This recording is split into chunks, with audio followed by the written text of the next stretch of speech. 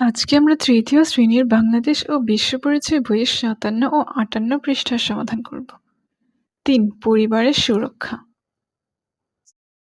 উপরের ছবিটি পর্যবেক্ষণ করে কি দুর্ঘটনা ঘটেছে তা বলি।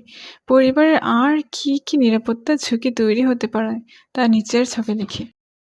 আমরা ছবিতে দেখতে পাচ্ছি একটি মেয়ে আম কাটতে গিয়ে তার হাত কেটে ফেলেছে এবং হাত থেকে রক্তও ঝরছে। নিরাপত্তা ঝুঁকি। আর যেসব নিরাপত্তা ঝুঁকি হতে পারে: ১. কেউ আহত হতে পারে। ২. ঘরে আগুন লেগে যেতে পারে। ৩. বাড়িতে চুরি ডাকাতি হতে পারে। উপরের ছবিগুলো পর্যবেক্ষণ করে পরিবারের সুরক্ষার জন্য যেসব প্রতিষ্ঠান থেকে সেবা পেতে পারে তা নিচের ছকে লিখি। সেবা দানকারী প্রতিষ্ঠানের নাম: হাসপাতাল কী ধরনের সেবা প্রদান করে? চিকিৎসা সেবা দেয়। সেবা দানকারী প্রতিষ্ঠানের নাম: ফায়ার ব্রিগেড, আগুন নেভাতে সাহায্য করে। পুলিশ বাহিনী, আইন শৃঙ্খলা রক্ষা করে।